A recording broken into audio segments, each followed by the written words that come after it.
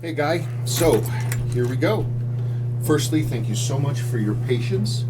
I very, very much appreciate it. Wow, I don't think this is a watch that's going to need a whole lot of work beyond the basics. You've got a scratched crystal, I see that. Bezel action's a little stiff for a runner, though. Let's see about the hand stack.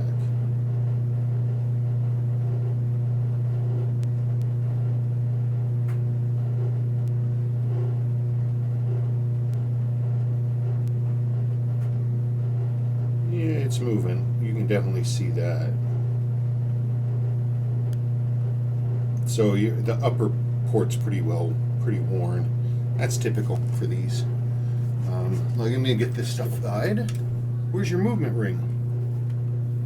Supposed to be a movement ring right here. Where'd it go? I'll check the evaluation video and see what's up with that. Definitely your original caseback seal. The caseback has battery change marks, one battery change mark in 88, one servicing mark dated 92, and another mark here that doesn't mean a whole lot to me. No, that doesn't mean anything to me. I do have the movement rings for these, but it's just the movement rings and springs. I just need to make sure that you are genuinely missing one. I need to look back at that original post. Another thing I see is heck is that? Stop that. The second battery strap screw right here. This one, that's incorrect for this model. It looks like one for a 7C46. I do have the right screw out, and it's the wrong thread. It's way too big. This looks like some kind of a casing screw. It's not Seiko, but the thread is way bigger than it's supposed to be, and it actually jacked up this post. If I can get it to drop in, then the correct screw, that's great. Otherwise, I might actually have to replace this post. I also see that your rest washer that's supposed to go right here is also missing. So the list grows. So it looks like the post here, that looks like it's fine because the thread was way too big. But what they did basically is they screwed that huge thing into the trimmer right here, the condenser. And so that still should be okay. Well, if it is okay, if the trimmer still functions, then that will be good news. I think it'll be fine. I've seen them ripped apart, but not here. So there's the back of the movement without your coil. I'm sorry, without your circuit. And we can see the circuit bypass here when you pull the crown. This goes click, and it hits this post right there. That post, click, and that cuts the power, and the hacking lever right here stops the actual wheel. Okay, let's keep going. And here we are pulling this apart. So interestingly, or not interestingly, this watch is 1985, and by that point, well, not always, but we're starting to see the dials no longer being dated on the back, and that's what we see here. I don't see a date, but this is a beautiful dial, very nice. Oh my lord! I tell you, this staying in at home thing is making everyone nuts. There is the train bridge, and there's your train. That right there, that is our hacking lever. Hacking lever, fourth wheel. You've got your stepper motor there. All the neat stuff, but that's what happens. You pull that out and click, that stops it. Cool. So yeah, you can see it stops it cold. Can't do anything with it. So I gotta get that out of there. There we go. See, there it is. That little thing does all the magic. We have this lever here. Really complicated piece for I'm not quite sure why they chose to do it this way, having this lever that goes all over creation, but they did. They're smarter than me. They designed this movement. Okay, got the little clicker. I did not mean to do that, but 6 one, half dozen the other. Here we go. And then that means that we can pull the gears, which will reveal. There we go.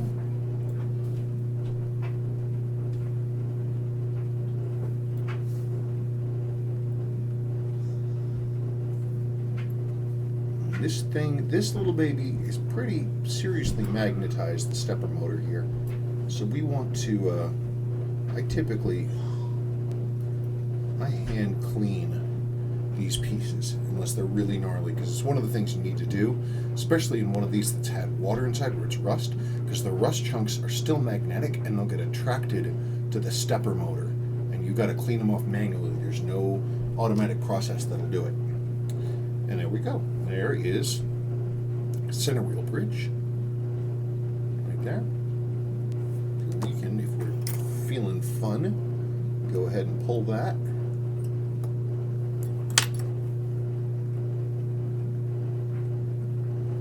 Yeah, the rusted bits on the stepper motor magnet, that caught me a few times at the beginning, trying to figure out what the heck was going wrong. Okay, cool. And there you see now, we can see the underside of the date wheel. And that's the date drive wheel there. And there's your center wheel. Okay.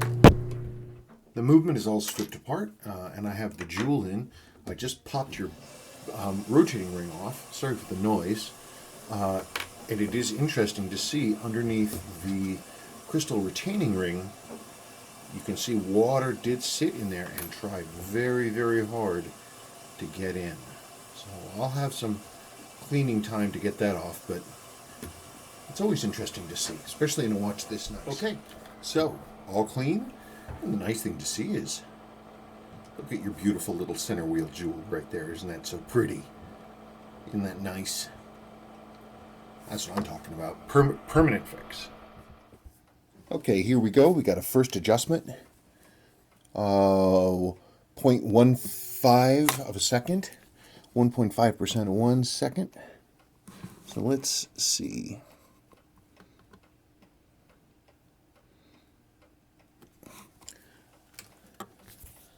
A little adjustment there.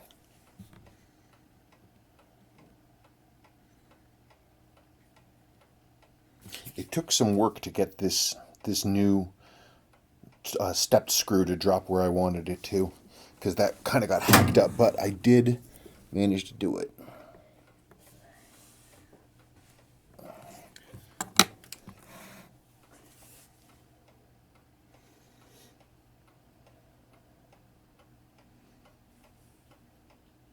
Huh, that's the wrong direction.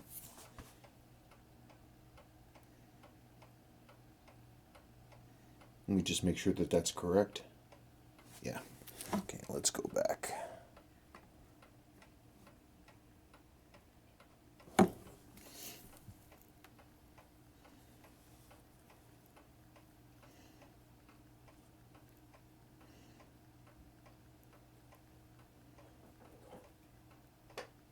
Yeah, I figured it was going to jump negative. Let's let it run one more cycle and see where it sits. Yeah, okay. So let's go back. I can see what the heck I'm doing. Come on. Oh, would you stop fighting me? No, it's right there. I'm looking at it. There we go. Okay, tiny adjustment. Let's see what happens.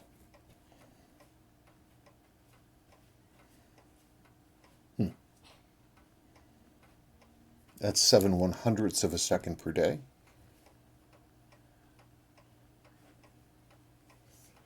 That's a little high again. Let's bring it back just a hair.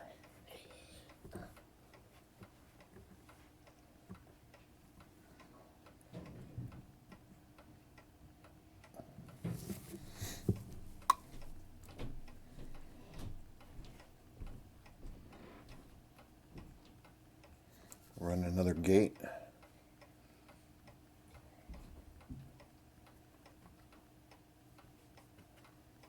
Okay. Very gentle.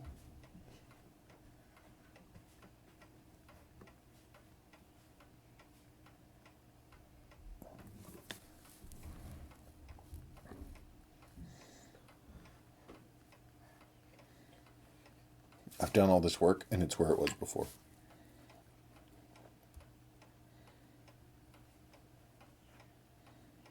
At least we know that the trimmer works, didn't get damaged. Well, we're starting to get a little tight there, aren't we?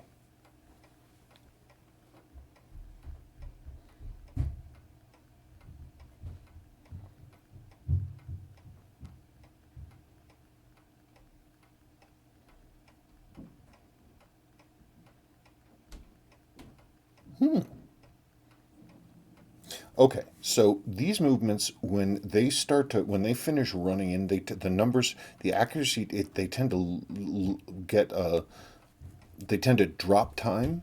It's just kind of what they do. So I'm going to leave that number where it is, and then I'll revisit after I get it all together. Okay, there we are. Looks like we're hitting where we need to in terms of where the marker is. Notice, yeah, that's right. Notice how nice and clean and snappy it is. That's good. I have all the correct parts are now in, including your movement ring spring and movement ring, which were missing. And that and there. There we go.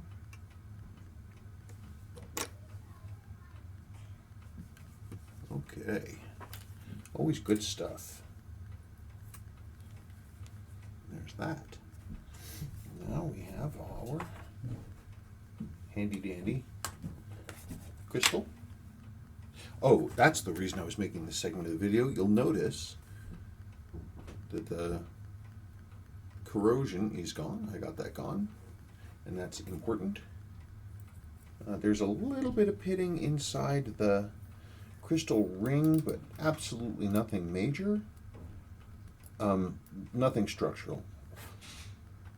So that's good. Okay. And there we go. It's just, it's so nice. This is a really nice watch. It's a really nice watch. And now that the center port is jeweled, that'll be good for, basically it's a permanent fix. That's a really nice watch.